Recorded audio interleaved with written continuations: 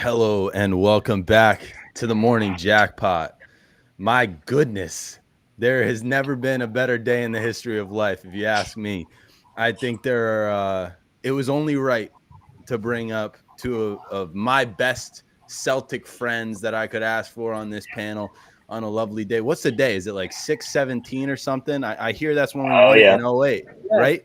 Right? right? that's Yeah. the day. Today's the day. Today is the day, but I got Ian, I got Jack on the show with me today because we got to bring the energy. We got to bring the vibes. No ifs, ands, or buts. I ain't going back to Dallas. There ain't no such thing as a game 6 in this series.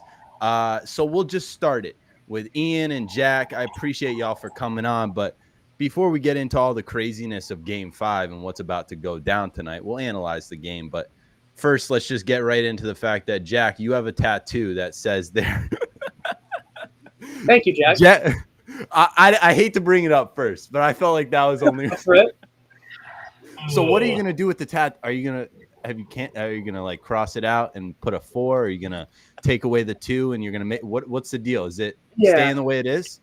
So, been on the phone with the artist past few days, ever since we got up 3-0. I felt it was appropriate to kind of start those conversations. More so. And I don't know. I feel like taking away the 2 completely, like, that just kills the whole story, man. Like, I might as well just get rid of the whole thing, Yeah. if that's the case. So, me and Ian were actually talking about it earlier.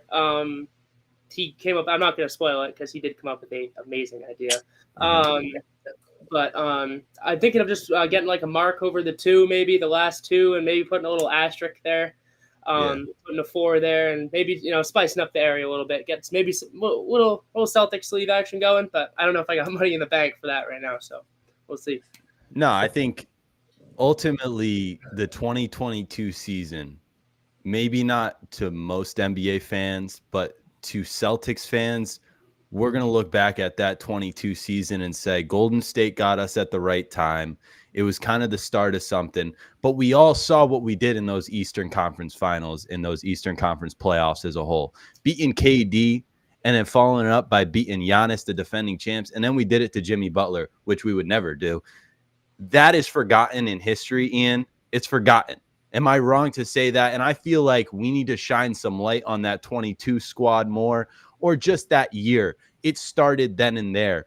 For you, when did you realize that this Celtics team, led by Tatum and Brown, could potentially turn into a dynasty one day? When was it that you were like, hey, this is the squad for the next 10 years?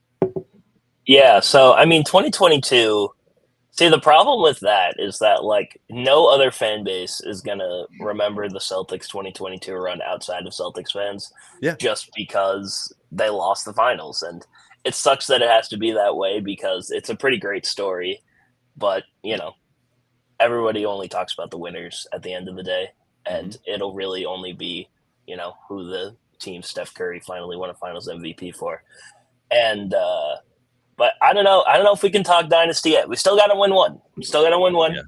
Yeah, maybe I'm getting a little ahead of myself. Maybe we got to live in the moment. But hey, if Joe Mazzulla, what are you? I'm allowed to speak the way I want to speak. I'm not saying we're not going to be a dynasty. I'm just saying we still got to win one first. Hey man, speaking of Joe Mazzulla, man, I don't want to hear nothing about him, man. That dude has me wanting to run through a brick fucking wall every time he speaks, bro. I love that man. I don't know if you guys were kind of on the question mark train last year. I think rightfully so. I mean, I think it was right. Yeah, 100% right. I think everybody rightfully so. Right. Mazzulla was on his own question mark train. He's like, I don't even know if I'm made up for this job because I was thrown into it. And what he has done over the course of the 2 years, from year 1 to year 2 of his head coaching career, it's been absolutely phenomenal. And more importantly, you just got to show his flowers. You got to be able to look at what he says in these pressers and say, my goodness, this is he's like, what is it called? A robot. He is literally a real life genius, a real life scientist, but he's a basketball coach. I love Joe Mazzulla for the character he is, but also what he brings to our offense. We look like the best team we've ever looked. So what do you guys think? Ian, thoughts on Joe Mazzulla over the course of his development. He wasn't himself, or he wasn't the coach he is today that he was last year. What kind of flipped the switch for him, do you think? Yeah, see, the craziest thing about Joe Mazzulla was even the whole thing itself. He literally was the head coach of the Boston Celtics a month before the season started. Mm-hmm. It was literally the day before training camp. They said Ime Udoka wasn't going to be, or it was like day before media day that Ime Udoka wasn't going to be the head coach in 2023. So you just come off of a finals run, and now your head coach is gone. And your head coach was probably one of the most important people in your organization at the time. And then Joe Mazzulla last year, he's literally kind of just learning on the fly.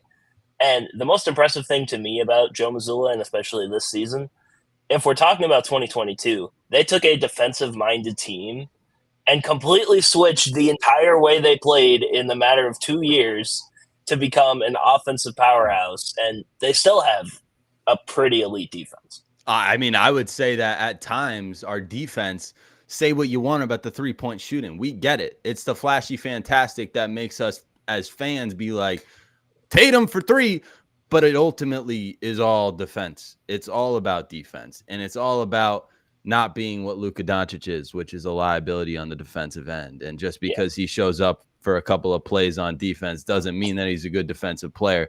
Give me a break, ESPN. He's such a bum, man. I can't wait to get to him. Yeah, so we can talk about Luka Doncic right now. I'm cool with that. I want to say something about Joe real quick, if you don't mind. Flowers. Let's do it. 100%. I was watching. I'm ridiculously addicted to this to the game of basketball. I'll fall asleep. I'll turn on JJ Redick's podcast. Fall asleep to that. Wake up to some random ass episode. But it's anyway, the greatest podcast of all time outside of this, for sure. But he had Joe Mazzulla on, and I thought something that was really interesting that he brought up was, he got a lot of slack for his philosophy last year. Live by the 3, die by the 3. The numbers. More threes you shoot, destined to make more, right? But I love what he said. He said I think this was right after we lost to Miami in the conference finals. He said that what I need to be better at is not my philosophy, but my execution of my philosophy. So the moments he uses it, the moments he goes to it, the moments he delves away from it, this team, we see them a lot, kind of delving more away from it, but it's still their main focus. You can tell they'll attack the basket to open that philosophy back up, to open those threes back up, and just keep the defense guessing. So I really like the way he's been able to grow over these past 2 years. I think it's been great to watch. Yeah, and I think ultimately, if you're a coach, you need to have control. You need to have control of the players, the locker room to some degree. You don't want to be too controlling, but I think there's that healthy balance that Mazzulla with these guys, they've developed. And it's so obvious that these players feel free to do whatever they want, but it's all within the system. I think throughout the year, there were a lot of question marks with our offense in terms of why are we shooting so many threes? And although they're going in, what happens when they don't go in? How's that going to look? And we see it in game 2 against Miami and even against Cleveland. There are moments where we're not shooting the ball well, and it's like, what is our team? And then you start to realize against the Pacers that even on a bad shooting night, we're still going to win games because we've been here before. So maybe to answer to the critics, to the people that say, hey, why are you shooting so many threes? Tatum and Brown, go to the basket more. Why should we feel confident that live and die by the 3? Because I'm all for living and dying by the 3-point shot. Jack, you want to start off with this one? Yeah, I think it's 100% a great way to play. I mean, you make the threes, you win the game 98% of the time. Unless the Miami Heat shoot like they did in game 2, you're winning the game. And I just have a stat right here. I mean, you want to talk about how bad we got blown out in game 4. I mean, all right, game 3, we beat Dallas. We shot 37% from 3. We lost by damn near 40 in game 4. We shot 34% from 3. That's not much of a difference. So it's all relative, and I think that just gives this team the best chance of winning. And I think a lot of people, fans of the NBA, fans of other teams, just can't wrap their head around it because they don't have the personnel to do it. No, and they're like, it's just so absurd to them to even think about it. And to be honest, it was for us until Joe came around. You would have never thought you would have a team go 5 out every single play. Ian, the reason why I mentioned Dynasty earlier in the episode is because when I look at this starting 5 and when I look at this Celtics team, what Jack just said, he hit it on the head. It's this idea that nobody else has the personnel that we have. And maybe that's a credit to Brad Stevens or whoever it is, but I feel like it was kind of just Tatum and Brown grew and got better and stayed on track. And now this is their best version and they're only going to get better, but you surrounded them with the right pieces. To me, it might not be a dynasty yet because they haven't won one, but do you believe that this could go down as the greatest starting 5 of all time? 2017 Golden State, say what you want. I feel like we present something different and better than what that Golden State team presented. And maybe I'm talking crazy right now, but please, Celtics fans, just back me up. Ian, give me something to look forward to here. We are the greatest team of all time. Hey, I mean, when we're talking about fit wise and the fact that all of these players fit together and have all the talent that they have, I mean, you can put them up there as some of the best starting 5s that we've ever seen. I can say, I think KD Warriors obviously are probably going to be number 1 forever. But I mean, you can have a conversation as to where the Celtics team lies just for the fact that the style of basketball that the Celtics play, and you were talking about Joe Mazzulla, like this is kind of reminiscent of the James Harden Rockets. However, it's not a heliocentric type offense where you pretty much have guys like Tatum and Brown, who this team would not be as good as they are if it wasn't for them improving. Like they probably don't make the moves for Holiday. They don't make the moves for Porzingis. They don't make the moves for Derek White. If Jason Tatum they break and them Brown up. don't They break continue Tatum to and improve. Brown up. If Tatum and Brown were not themselves, if they didn't get on this trajectory of like improving year in and year out, if they didn't answer the bell in 22, that duo is broken up. And even though the media is still trying to create the breakup, well, that's what they did with Shaq and Kobe after they won 3 goddamn championships. Like, give me a break. The fact that Tatum and Brown have done what they've done over the course of their young career is why we are so good, is why Brad Stevens was able to create this team. Exactly. And they don't do it without them because this team, even if people don't want to say it, this team runs through Jaylen Brown and Jason Tatum. Yes, they have a lot of help. Yes, Jason Tatum or Jaylen Brown can struggle for a game and Celtics can still win a game. However, this team doesn't win as many games as they did if Jason Tatum and Jaylen Brown are not on the floor and they are not being the players that they are, because they are 2 elite NBA players and 2 superstars in this league. Yeah. I'm curious what you guys think of the whole Tatum and Brown stuff. And I don't want to sound like the guy that tries to divide them, right? Like we need to be the group of people that embrace the fact that this, regardless of who's better, Tatum or Brown, I think we all have our own opinions, but ultimately it doesn't matter because they're on the same team. But I want to go to game 3. It's the prime example of why we stuck with this duo. And there were so many years leading up to this point where I felt, can Tatum and Brown coexist, right? I've always believed that they can, but that was always the question mark, is like Tatum wants to get his, Brown wants to get his. How does that work where they're both killing? In game 3, Tatum started it. Brown finished it. It was nothing other than that. It was not Tatum didn't hit shots late in the game. It wasn't that Brown started slow. It was Tatum was the guy in the first half and Brown was the guy in the second half to close the door.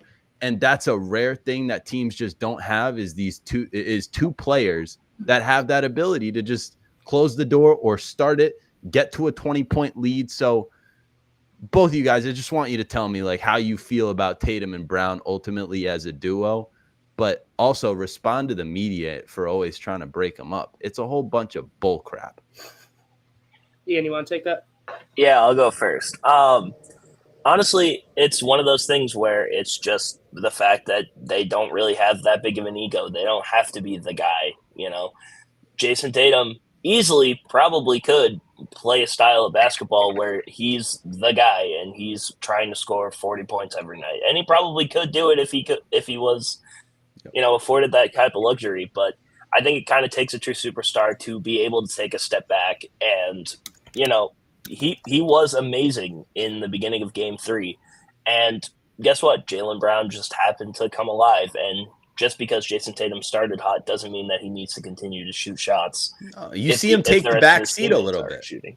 Exactly. And like it's kind of like a contrast to the beginning of the year, where the beginning of the year it felt like Jaylen Brown was the one starting games and, Jason Tatum was finishing them.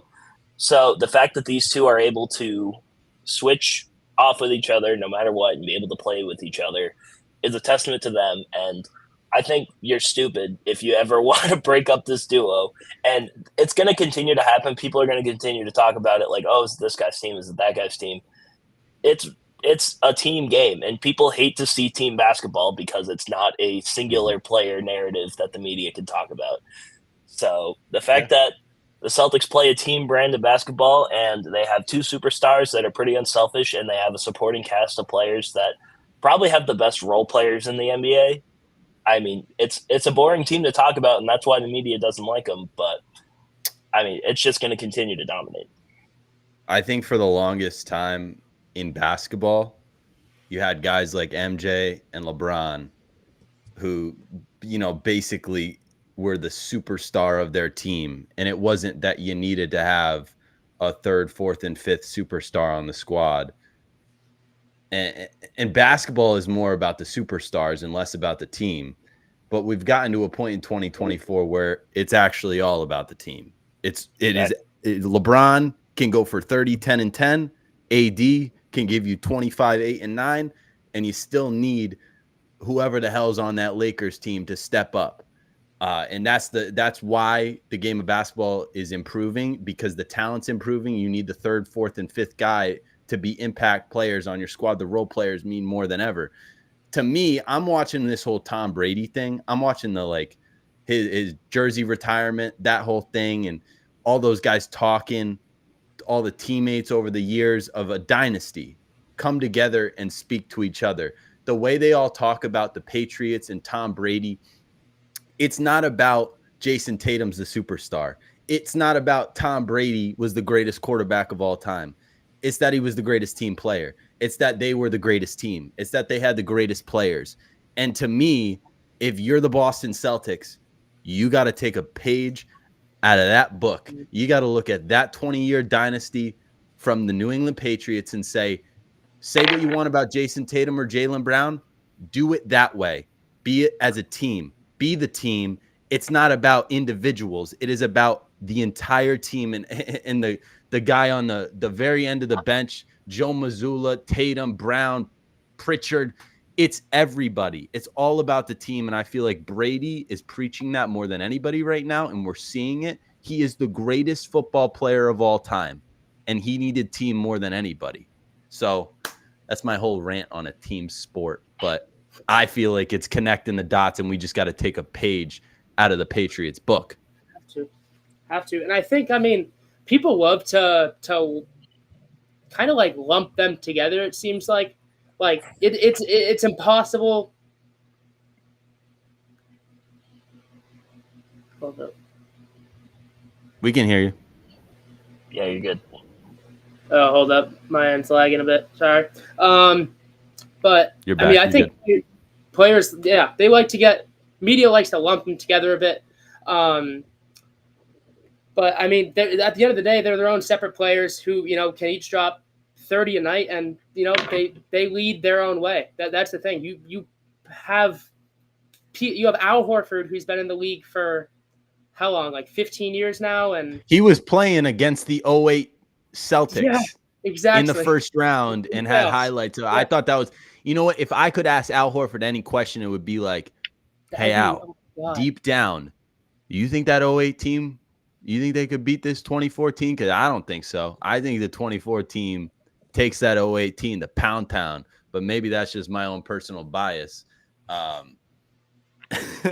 But, the whole media thing is a joke. The Tatum and Brown thing, it's a joke. I can't wait to just win. That's all they've done. Anyone that ever says Tatum isn't this or Brown isn't that, the only reason why they're saying it is because they hadn't won that championship. And so once you get that off your chest, once you get it done tonight, all the conversations change. They all change to, all right, this is going to be a dynasty now. Now, maybe I was a little ahead of the curve or jumped the gun a little bit. You get a tattoo that says we're champs. I mean, we're all kind of ahead of the curve. But at the end of the day, I think as Celtics fans, we've always known what we had. We always knew that Tatum and Brown were the greatest duo for us. Hey, say it's MJ and Pippen, say it's KD and Steph, Shaq. It doesn't matter. To me, I love what duo we have. I love what team we have. And it's going to take us as far as we'll ever go. Let's just talk game 5. You know, we talk a lot of craziness already here, 21 minutes in. Let's give a little prediction for game 5. Fire up the boys, Jack, and tell me exactly what the hell is about to go down in game 5. Is this? Yeah, dude. We get it done. We're sending them the fuck back to Dallas real quick. It's not even going to be a game, I don't think. I think the Celtics are going to come out with something to prove. I think they're pissed off. Honestly, I don't really give a shit if they tried or not in game 4. I'm not even thinking about that right now. The only thing I've been thinking about since that buzzer sounded is game 5. And I think they're going to come out with a vengeance tonight. They've seen the media all week. They've said, oh, you guys really think we're going to be the teams do this? You know, watch this. You know, I think they're going to come out hot. I think they're going to come out with a big lead to start off, and I don't think they're going to look back. Ian, what happens if like you got to imagine Boston's going to come out.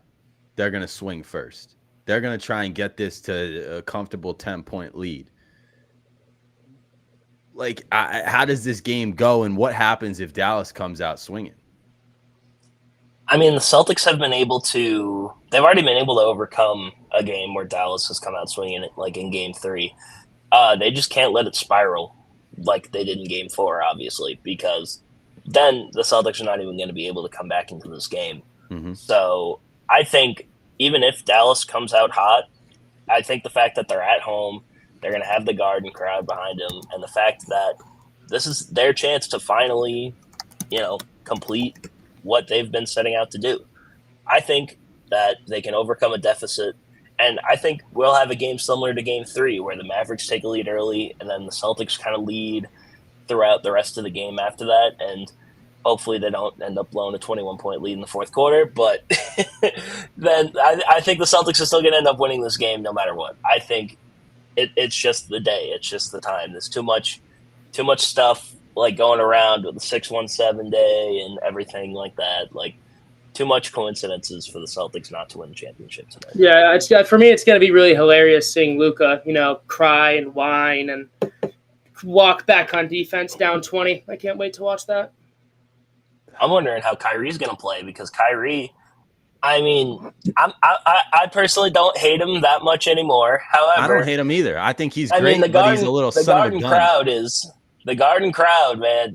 Something gets to him when he's playing in TD Garden. I don't know what it is, but he's a different player when he plays here than he is, at least in Dallas. So we'll have to see what happens there. Do you guys hold anything? You kind of just say you don't really hate him anymore. I always loved Kyrie, when he got here, but it was the idea that we traded our heart and soul for him, and he treated us like a bag of chips. We are the Boston fucking Celtics. You don't come here and pull these shenanigans and treat this like it ain't the most historical franchise in the history of sports. Jack, do you hold any grudges against Kyrie Irving in this current moment? Not for leaving, no. It did kind of end, I forget what the exact stat was. He said, I'm not going to shoot that bad again. I think the number was like 7 for 24, I want to say. And then he shot even worse, I think. It was like 4 for something in that last game against Milwaukee in those 21 playoffs. Yep. I don't really hold a grudge, but it's a business at the end of the day. It's I want to go to another team, go to another team. I don't give a shit, But the thing that will stay in my heart forever and that will make me despise Kyrie Irving until the day I die is when he stepped on our damn logo. And that's just, you don't do that. And you don't do that. You don't do that. And no, you don't. I don't know. Like I'm to the point where I think I'm done with the fuck you Kyrie chants. I think I'm done with those. But Yeah. I'll still I don't go- think I'll he still- deserves them. I don't think he deserves them in I terms don't- of we're giving I don't him think too he much does either. attention to rile him Yeah, up. I'm like, exactly, oh, exactly. you're a nobody, Kyrie. Exactly. I don't like you. Get away. I'm not going to think about you or talk about you. I mean, of And course, here we are talking about him. I'll give him a nice boo when he gets introduced, but you know, that'll be it. I mean, I want to watch some great basketball, and at the end of the day, he's a great player. So He's a great player. Yeah. I mean, like I said, I don't really hold any animosity towards him because if we're being honest, I think a lot of people have some weird, thinking when it comes to Kyrie Irving. Yes, he said he wanted to return to Boston in the 2019 season. However, a lot of people were wanting him to leave by the end of that season because of how much stuff went on in that 2019 season and the fact that he was terrible in the playoffs. And so, like, the fact that he left, I didn't really hold that much of a grudge. Obviously, the stepping on the logo thing was really annoying, and I hated him for that one after. But I felt like we kind of already got our get back in 2022 when we swept him. So I personally don't really have any grudge towards him, but I do find it funny that it seems to work every time that the Celtics, like, intentionally boo him or, have the F Kyrie chance. So I don't know. I'm not going to say... Like, me personally, I'm not going to be, upset about it. But if they want to continue to do it and it continues to work, I mean, if it ain't broke, don't fix it, right? Yeah. No, I think it's more about Tatum and Brown getting their revenge on Kyrie, if anything, and that's what the media is not really highlighting. Another thing that the media is really loving to highlight in this current moment in time is the fact that Kristaps Porzingis is in and out of our lineup. He's questionable. He plays. He's a superstar. He's hurt. So what do you guys think on the whole Kristaps thing? Because I'm listening to Get Up this morning with my mother, and I got up, screamed at the TV, said, I ain't listening to this shit anymore because I think it was Wendy. He was the one who said the key tonight and the reason why they lost in Game 4 was because Kristaps wasn't playing. And then the X factor is still Kristaps Porzingis. I'm like, you're not watching the games then. You haven't watched this team. They just got to the NBA Finals without Kristaps. I am a big believer in Kristaps makes our team unbeatable. When I say the greatest starting five of all time thing, that's with Kristaps. We're unstoppable. We don't lose. Without him, we're still the best team in the NBA. We're still the best starting five in the NBA. We're still the best overall squad in the NBA. And for some reason, the media is so fixated on whether Kristaps is in the lineup or not. We won Game 3 without him. So is there something with Kristaps not being in the lineup that you ask yourself, like, hey, without Kristaps, I don't know if we can win? Or are you guys calm, cool, and collected thinking this team we're good? We are good. I think I'm very calm about this. I don't think obviously having him just makes us 10 times better. Yeah. But we've played with this is our first year with him. We've gone to the finals without him. We've been to the ComEd like 4 conference finals without him. So it's like I don't really get that whole narrative, and I don't really like to give in to this whole media thing because, I mean, at the end of the day, it's the Celtics. It drives me nuts. I've aged 37 years in the last 3.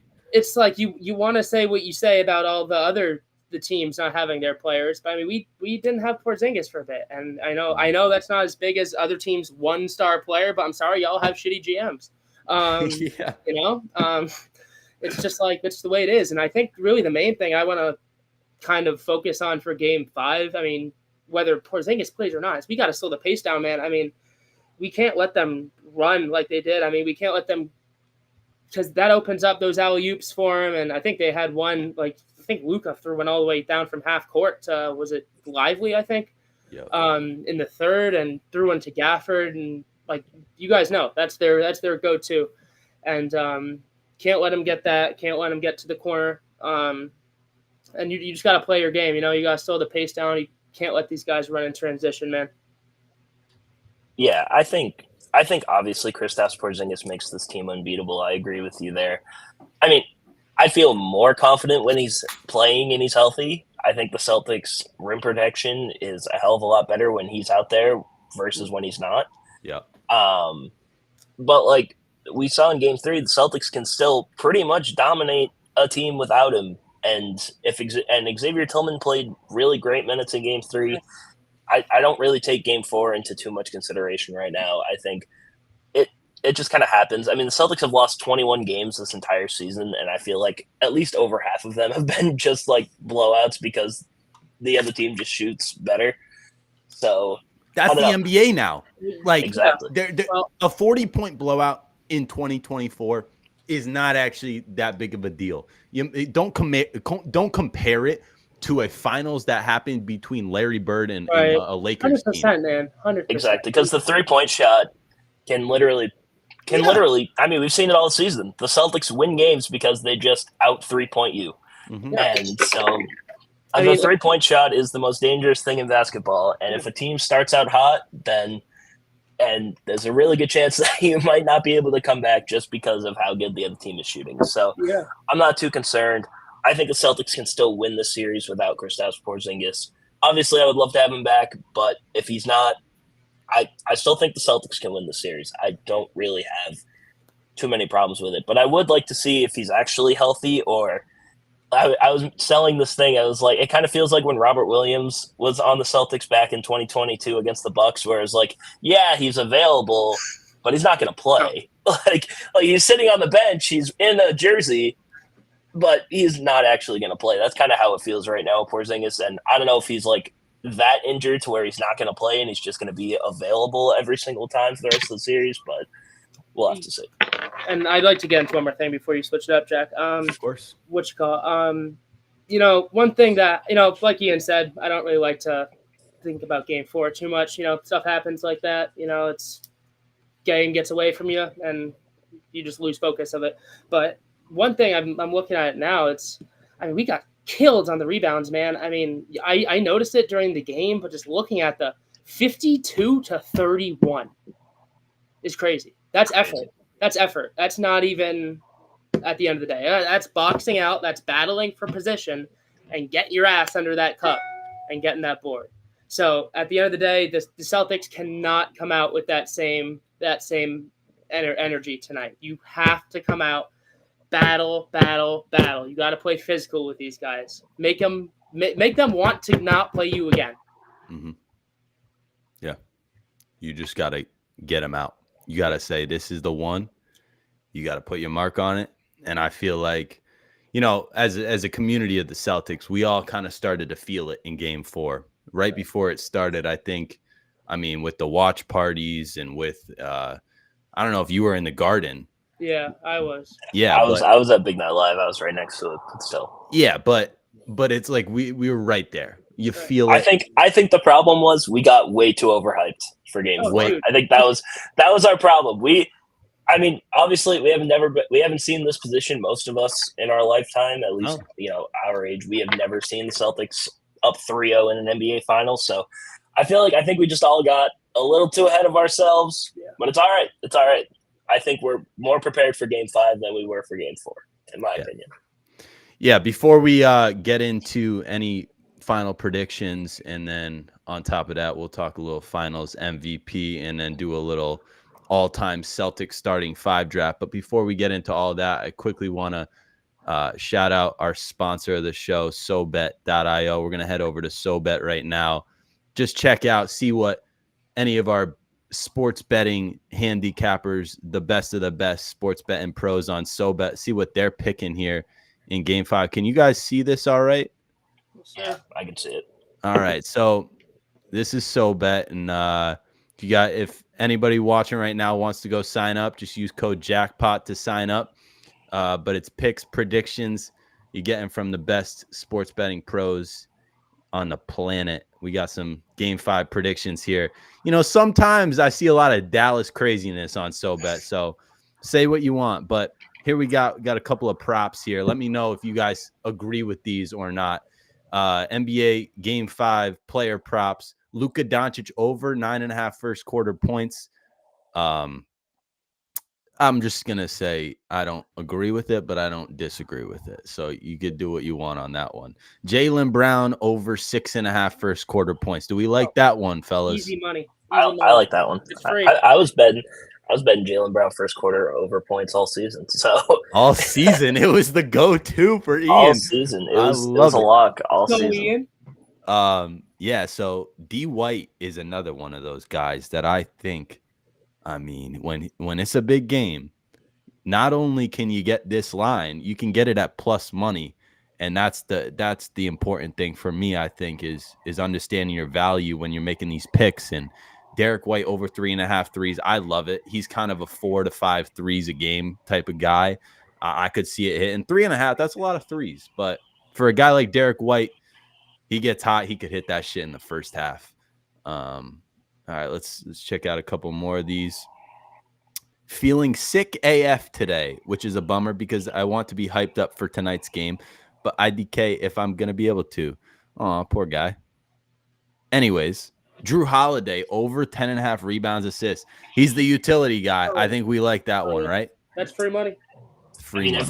Every game, you don't even notice it, and then at the end of the game, he has 8 rebounds. 7 Yeah, assists, seriously. 12 He's got like points, a 25-point triple-double. I think that's gonna hit. That's gonna hit.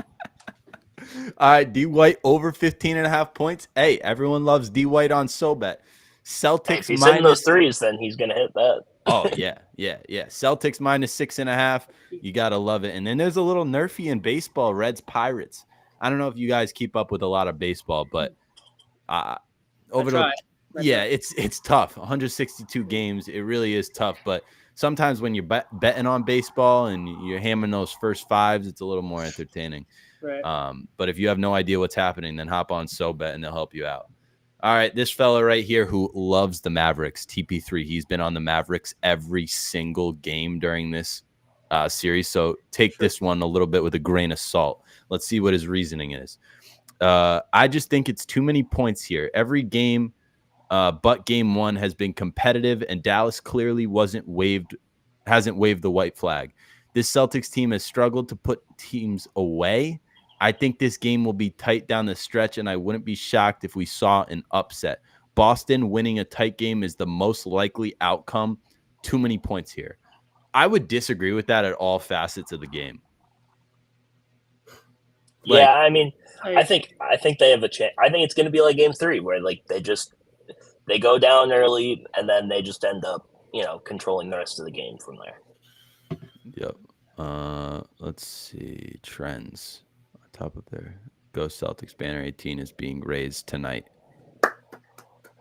You heard it here first on SoBet.io. Appreciate the fellas over at SoBet for always keeping us right with our sports betting needs.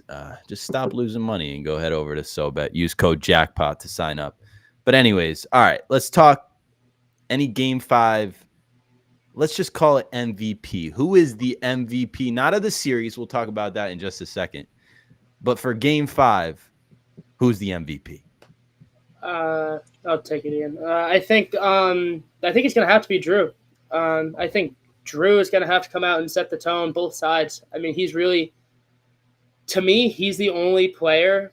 No, maybe not the only player. That's a stretch. But the only player who can, at his efficiency, really wreck a game on both ends for the Celtics. And I mean, it's a Drew Holiday type of game, right? He's going to get a steal late in the game. We're going to remember it, right? And I think, he's so good at mapping out, like just through he's so good at court mapping, and if he just manages to get under the bucket so many times, just wide open, it's unbelievable.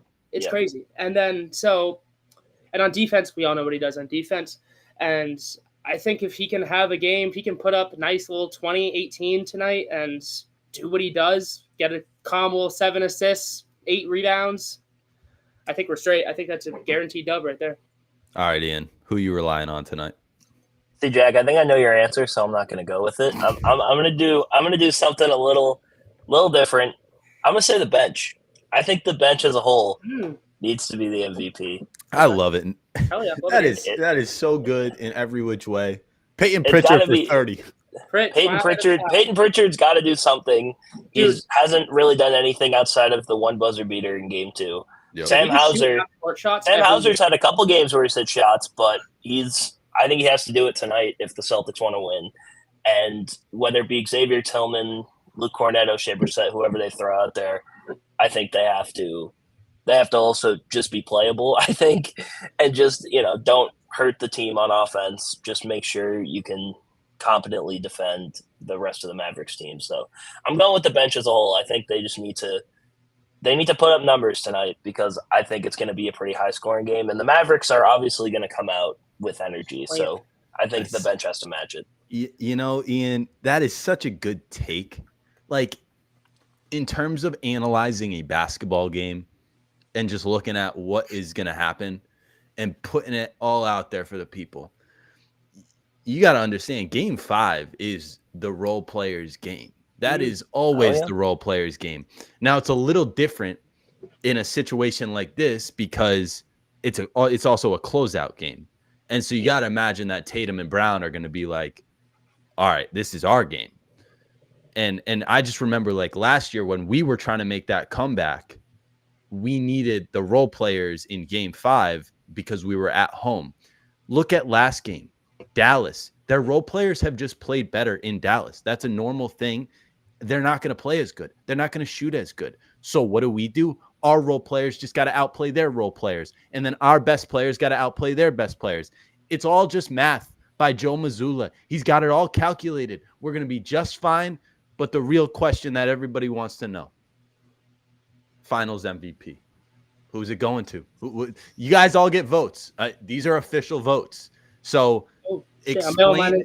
But when you give the prediction, when you say Jason Tatum, you also have to say what his stat line is going to be tonight. Like, does Tatum have to go for? I'm not going to make this a Jason Tatum Finals MVP thing, but does he have to go for 40 tonight to win the award, or it's Brown's award, or is this kind of like whoever plays better tonight gets the award? I think it's. Oh, you got it, Jack. No. Right now, I think it's. Right now, I think it's Jaylen Brown's award to lose. Yep. But I do agree with you, Jack. I do really think if Tatum goes for 45 tonight, it's going to be very, very, very hard not to give him the MVP. It's like he really carries you down the stretch. If he has a game 6 Bucks type game, it's like there's no way he's not raising that trophy at the end. So I really do think it's Brown's award to lose, and Holiday's been great all series, and we've had a lot of good contributors, but I think Jaylen puts up a nice little steady, 25, maybe even 30, 8 and 8, maybe even. So looking forward to it. Yeah, I agree. I think if he has like a game 7 against Philly 51 type thing, if he has a game 6 Milwaukee type thing, I think he'll win it. And like, I would love to give Jason Tatum the MVP right now.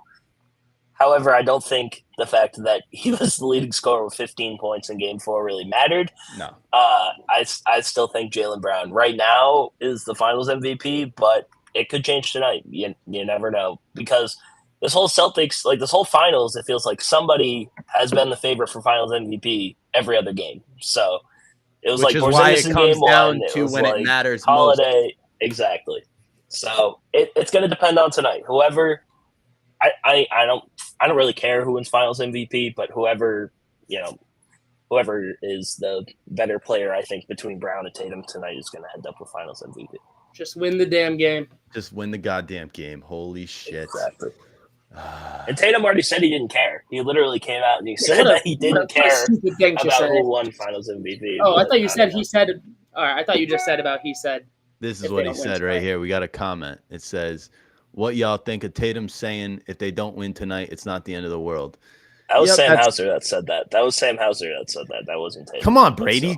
Come on, Brady. What are we doing? Mr. Roberts, what's going on here? But yeah, that was Sam Hauser. Don't try and put words into my player's mouth. What are we doing?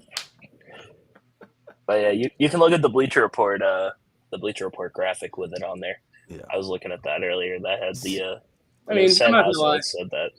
That is a pretty crazy thing to say. I mean, I guess it is Sam Hauser, so it's like Sam can say whatever the hell he wants. he can say whatever the fuck he wants. Yeah. If you go out there and you go 0 for 6 tonight, though, we're and gonna lose have us, and I know that'll be a problem. 2, and we lose by 2, then people are gonna be coming back to that. Yeah, I know. Don't you guys just love the fact that our white boys play defense, though? I think that's something that Drew Holiday has preached. But it's like the only reason why Peyton Pritchard and Sam Hauser are allowed on the court is because they play unbelievable defense, Jack. Dude, Peyton has gotten like switched onto a post up like I don't know how so many times series. That dude gets down low and battles for position like more than wings that I That's Marcus Smart. That's the Marcus Smart effect. It is. It's crazy, and he's like half the size of Marcus too, and it's like, dude, he holds his own, man. Respect to him for that. Seriously. Damn. He's a dog. And I mean, people think they can attack Hauser because he kind of just looks like a goofy looking white guy, but he can clamp. He can clamp from time to time. He's not going to be the greatest defender in the world every single game, but if you think you're going to get an easy basket on him, it's not going to happen. So, Yep. It is what it is. Who wins Finals MVP? I think it's well deserved either way. There's a bunch of candidates. Give it to D White. I don't care. But there is this, little thing where if Tatum doesn't win it, the media is going to take advantage of that. And I'm going to have to hear that. And I feel like I've just been waiting the last 3 years for us to win the title and have this, like, being in the content game. Ian, Jack, you guys both have been a part of this kind of like 3-year stretch, it feels like. And it's going to be a weight lifted off all of our chests if they get it done tonight. So it does not matter who wins Finals MVP. This is glory if we get it done and nothing else matters. I can finally stop looking at this fucking tattoo. Bro, I feel like I can go back to living my life. Like literally, that's what it comes down to. I think for the last 3 years, ever since Tatum took that picture of looking down at an Eastern Conference Finals MVP trophy, and then he gets to the final. Ever since that point, ever since he didn't play his best basketball in those finals, and we lose to Golden State, I feel like I haven't been able to live my life. Yeah, dude, it's very, very dim world since. When was the last time we saw Jason Tatum happy? It was then. I look at that picture every single day and I say, get me back to that point. I want to feel that again. Jack, what's your bet? You think he recreates the Kobe picture, the trophy? There are a lot of things that I'm sure Tatum has planned for tonight. I just want to say, please, bro, don't do it. Don't do it. I hope he creates his own Kobe. I hope he does it too, man. Do your own thing. I actually kind of want to. I want him to do the Kobe just because it'll get a million views. It'll be hilarious. I recreated it. I know, bro. He made Deuce recreate it when Deuce won the basketball trophy. Like, I'm telling you, man. Like, I think it'll be hilarious if he does it, and like, I think he already knows the backlash he's gonna get, even if he does do it or if he doesn't do it. So, I don't think it matters. I say screw it. Why not? He should put it. It'll be hilarious. He should put it as the last picture on. That's what I'm saying. Post. Yeah. And like, he shouldn't have like any caption or anything. It can just like have the trophy or something, but like no caption, just go straight. Caption. No caption, no hashtag, just go straight. Just straight collage. Straight photo collage, no caption. Do we think that he sent the text already that I got you? No, he has it written out. Like he's been like editing it in his notes as we speak. He's like, I gotta get perfect. What emoji do I want to use, bro? What emoji I use? Look at us, all making fun of our superstar, our glorious king, Jason Tatum. We can join in on the fun sometimes too. Oh, absolutely. We give him enough love. There's a little bit of jabbing that he deserves every once in a while from us Celtics fans. But all right, appreciate everybody for tuning in. We're gonna do one final thing, which is we're gonna draft starting fives, all-time Celtic edition. Sure. So you get the history of Celtics, all the greats, all the legends of life, and we all get to build a starting five. Everyone, please like this live, subscribe to the channel, sign up for SoBet, use code Jackpot, turn on the notifications, and just show some love. All right. Should I take the first pick, or Man, it's would your that show. be Take it, would man. that be a disaster? Are we if going I- by position or are we going by just in You- general? You gotta. I want you to create a starting five. So you Ooh, gotta okay. you I gotta like this. I you like gotta this. factor in the positions. You gotta build your squad, but we're not gonna do no snake draft, none of that. I feel like we should just go right down the line, and we should all give our picks. And so it should be Ian first, then me, then you, Jack, then Ian gets it again. We'll just go right down the line. But Ian, why don't you take that first pick? We all get 5 picks. Build a starting 5. right. Greatest Celtics. First pick, I'm gonna take Bill Russell at my center. I think that's a pretty good choice for first pick. Yeah. Can I, do I get second here? What's your deal? Jack, why don't you get second here, because I don't want to piss people off. Okay. Okay. Might as well delay the inevitable here. I'm gonna go with my guy. Shout out my guy, Hoopology, man. Larry Bird. Larry Larry Bird. Bird. Shout out Hoop. Shout out Hoop, man. Go. Shout out Hoop. All right.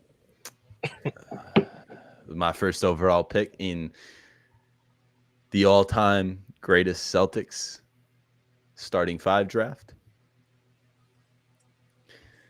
Give me Brian Scalabrine. Yeah. Hey. Just kidding. Give me Jason Tatum. See, the reason why I didn't take Tatum was because I don't know if you remember the last time we were all on podcast and we did something like this. I took Tatum just to spite you. So I do remember that. I appreciate you for that. You know? I think that was with JJ. It ruins the whole vibe when somebody else takes Tatum.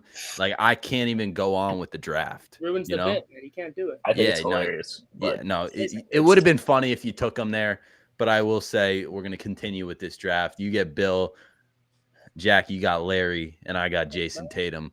Arguably the 3 greatest Celtics of all time if Tatum gets it done tonight. Arguably. You can argue. Oh, we All got right, we got so- Brady with an update here. Hold on. Oh, What's Mr. Brady have Robert. to say? I just watched an interview. We would love to win tomorrow night, but if it doesn't happen, it's not the end of the world. shit. Oh, I guess I didn't see that Oh, man. interview because I just saw all I saw was the Bleacher Report thing, and I saw the Sam Hauser interview where he said it wasn't the end of the world. So Well, if he actually did whatever. say that, If that's he- kind of crazy. if he did say it, okay. I think he's cool by Apologies saying to- that. I'm not overreacting to a statement like that. If anything, I think that's Tatum just showing his consistencies. My whole life is consistent. So Actually, But all right, I guess my next pick for the Celtics draft, I'm gonna go Paul Pierce. I think I thought you were about to build go the truth. quite the front court, but I thought you know. about it, but I think Paul Pierce would be a good addition to my team right now. yeah. Shout out Paul Pierce, the legend. Truth. He might get a little overshadowed by the greatness of Tatum and Brown if they continue to win, but I think sometimes Yeah, I've we said gotta- that once they've won a championship, I think Tatum and Brown will automatically be like higher on like all-time Celtics lists, like just because of how talented they are. Because there's Yeah. not many other people that are more talented than Tatum and Brown right now on this team. So sure. Yeah, and it's nothing to take away from Paul Pierce either. Like, exactly. just is what it is. We got Tatum and Brown. What are you gonna do about it? All right, Jack. What's your second pick? All right, brother.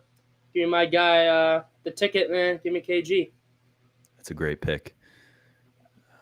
You got Larry and KG. You got Paul Pierce and Bill Russell. For me, personally, I don't know if there's anything better to do in this very moment than to pair the duo themselves. Give me Jaylen Brown with Respect. my second pick. Respect. Break them up all you want. I'll take them together any day of the week. That's good. That's good. I don't know. I'm trying to think. You know what? I've taken an old school pick already. I might as well go with another old school pick here. Give me John Havlicek, I love it. all-time leading scorer for the Boston Celtics. Give me John Havlicek. Rest in peace. I wore number 17 back in travel basketball one year. For And, John. It was all about John for me that year. I thought about Havlicek, and my play style was very much like John Havlicek in that year. Really, really molded your game after him. Yeah, huh? Exactly. Um, Got some crazy comments in the chat right now. Let me what you call it? Let me reunite some 08 boys, man. Let's get some people who don't like each other very much on this team. Let's get Ray Allen. Ooh, Ray Allen. I thought you were going somewhere else with that. Yeah, so I'll do it. Imagine Jaylen Brown and Jason Tatum if goddamn Rajon Rondo was their point guard. Like arguably, say what you want. I love Bob Cousy. I love him to death. Somebody's calling. Fucking Pablo. Stop calling me. Pablo wants to tell you that the Celtics are winning by 100 tonight. But with that being said, give me Rajon Rondo with my third pick. Feel really good about my team right now. It's a good team. It's a good team. I don't know. We all have great teams. We all have fantastic teams. Hell yeah. I don't know. Right. So I guess if we're going point guard, and it'll be interesting. But I think I'm gonna go Drew Holiday. I think Drew Holiday. I think there's a lot of point guards you could pick from. You could pick IT.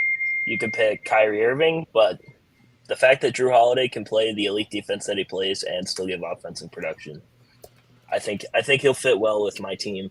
Very defensive-minded team right now. So I love it. I absolutely love it. Jack, your second to last pick. You got Ray Allen. You got Larry Bird. You got KG. So ideally, you need a 1 and a 5. I do. Let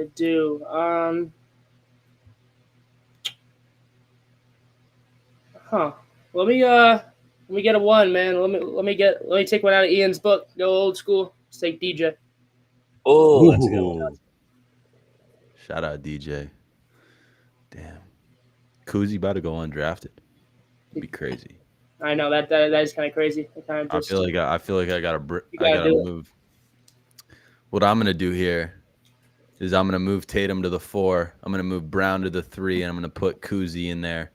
So we're gonna go Rondo and Cousy as my backcourt. As much as I love Isaiah Thomas, I think at times we all know that he presented a little bit of a liability on the defensive end, or just in terms of a ceiling for our team when we had IT. I think we all knew it was like Eastern Conference Finals was our ceiling. But with a point guard like that, defense means everything. And when there's a liability, it's tough. You're seeing it with Dallas right now and Luka Doncic. Will Luka ever be able to win a championship with the way that he plays defense, or even Kyrie for that matter? So I'm going to go with Bob Cousy. He's also dirty on 2K. I will say that. Nice. All right. So I'm kind of in a weird spot because I don't have a whole lot of options here for a shooting guard. Mm-hmm. And I feel like I'm going to be Avery Bradley's a good choice. But I think this guy plays Avery Bradley's role a whole lot better. Give me Derek White. Wow. Give me Derek White. All right, respect. D White, bro. My team is like stacked defensively, and so I think D White's the ultimate role player. Pay that man all the money. Keep him. I'm gonna go with a dude. I'm moving KG to the 5, by the way. Okay. And going a little small here at the 4, but it's a guy who, always brought that intensity, man, brought the energy.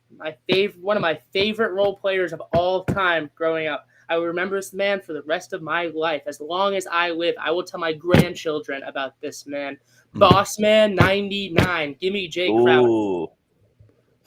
Jay Crowder. Give me Jay Crowder. Jay Crowder at the 4? Yes, sir. I don't give a fuck. Give me Jay Crowder. All right. I told you we're going small. We don't care, man. You got quite the interesting lineup there, Jack. Jay Crowder. No, shout out Jay, man. You got to pay respect to the OGs, man. Wow. Jay Crowder was just selected on an all-time Celtics. That's a pull. That's a pull right there. So Jack, it looks like you just need a center, Jack. So yeah, I got Bob Cousy. Jack does, yeah. Yeah, so I got Bob Cousy, Rondo, JB, and JT. I feel like there's really only one option here. I mean, if we're getting them healthy, Give me Kristaps Porzingis. Oh, Dingus yeah. Pingus. There you go. I was thinking Bill Walton for mine, but I had show love to Jay. I was thinking Al Walton Horford. probably would have been a better choice. Al Maybe, Horford probably would have been a better choice. My boy went with Jay Hey man, Crowder. Jay holding it down, man. The Jay, way you were best player's announcing, case, man. Jay. I thought you were going to go with Al Horford or Bill Walton. I didn't I think thought you were going to go with Jay anybody Crowder. that is like a legendary Celtic. You No, went with bro. I Jay took a goddamn completely Crowder. different route, bro. The way I you expected said- the unexpected. the way you He said presented growing it. up, so I'm like, oh my Yeah, God. growing He's like, up, he's I'm like, he's 20 like, years I'm gonna old. go to my grave with this player. He's the greatest Celtic Yo, in the but y'all history of have life. to- Jason y'all Tatum, have who? to- Jalen Brown, Yo, who? y'all Larry Bird, who? Give Bill me Russell, Jay who? Crowder. Leave me alone. You have to admit, bro, there's no player like your favorite role player growing up. You're I always agree. gonna remember him. Brandon Bass, Brandon Bass, Chris bro. Humphries. Jared Sullinger. Sullinger. The Bro, year before he Amir started Johnson. playing for us and we drafted Sullinger, I was like having dreams about that Yeah, team. bro. I mean, Give me Kelly Grant Olynyk in a Williams. game 7. Yeah, Shout out bro. Gonzaga. He came here and was just. I could have picked Kelly Olynyk. Damn Bro, near. you should have. Yeah, Give me Grant Williams. Give me Grant Williams. All right, get. Oh, Grant Williams arguably is the reason why Jimmy Butler was in the NBA Finals last year. He woke up that beast. I guess. But he was also the reason we made 2022 finals. You are right. Game that 7. game 7. Listen, if a Celtic player, if you are a player that has a historic game 7 performance, even if you're a role player and by historic it's only 22 points, whatever the case may be, if you show up when it matters most in a game 7, that's what people remember. Nobody remembers the regular season games. Fine, maybe people do. Nobody remembers game 1, game 2, game 3, game 4. Everyone remembers game 5, game 6, and game 7. And when I have watched Jason Tatum's career to this point, it's in game 5, game 6, and game 7 when he rises. Maybe not game 5 in recent memory, but there have been moments. I just think it's about when it truly matters most, Jason Tatum and Jaylen Brown rise. My goodness, I am ready for tonight like no other. I think this is going to be a very special night, to say the least. I don't know what y'all are going to be doing, but I was kind of debating a bunch of different things. It's such a tough thing because you got to plan. You got to be like, all right, where do I want to be? What do I want to do? And then you just take a step back and you understand, I just want to be in front of a TV. I want to soak in the moment. I want to remember it, but I want to be able to see it. And maybe I just want to be in closed doors with no sound around me and just to soak it in. So where do you guys plan on being to watch the greatness happen tonight? Ian, Jack, thoughts? Ian, I'm going out to Boston. Obviously, I can't afford a ticket to actually watch the game. Bro, or go to the game. Can we get it down under 1,000? What the hell? That's what I'm Please, saying. oh, Like, God. What in the love? The average ticket price was like $2,000, and I'm like, yeah, it's a little too much for me. So I'm watching a Big Night Live. Big Night Live is like a concert venue / like just kind of open bar place with a bunch of TVs right next to TD Garden. That's where I'm going to be. So if I'm not going to be in TD Garden, I'm pretty much about as close as I possibly can be to watching the Celtics. And you're around fans, and you're going to have the ability when we win it to take all your clothes off and run down the street and scream at the top of your lungs. Hell yeah. If the cops don't stop me or all the blockades aren't in the way. So Dude, those things, man. Those things suck. The cops are going to be like, let's go, Ian. Come on, baby. Oh, for real. For real. They're going to be hyping me up for sure. I can tell. Bro, Jack. those barricades like had me going crazy Friday night, bro. I was getting so pissed. It's like, bro, how am I supposed to? I'm not even gonna get into it. You literally couldn't go anywhere. They literally blocked off. Seriously. If you weren't around Boston, or if you know where Boston is, if you know the Bobby Orr statue right where TD Garden is, like right in the front entrance, they blocked off a little part of the street behind it, and then the rest of it was all blocked off completely all the way around. So whether you're coming from near the parking lot or whether you're coming from outside of North Station coming down the other way, you could not get to the center where TD Garden was. It was completely blocked off, and you had to walk around the entire thing, even if you want. And North Station was closed too, which sucked. Bro, it was So just you literally couldn't go anywhere. It was not great, but it's fine. Jack, where are you? What are you doing tonight? Well, I'm I probably have I'm interning for the Firebirds this summer on Cape. The Firebirds, so I'll be there. We got a game 6:30 tonight. Hopefully, pitch well. Get it done quick, and we can be out of there by like 9 maybe, and stream the first quarter on the laptop while taking notes, and then probably go down to my mom's in Wellfleet because she's been ride or die, man. She's been watching Celtic games with me for a while, so it'd be dope to see the chip with her for sure.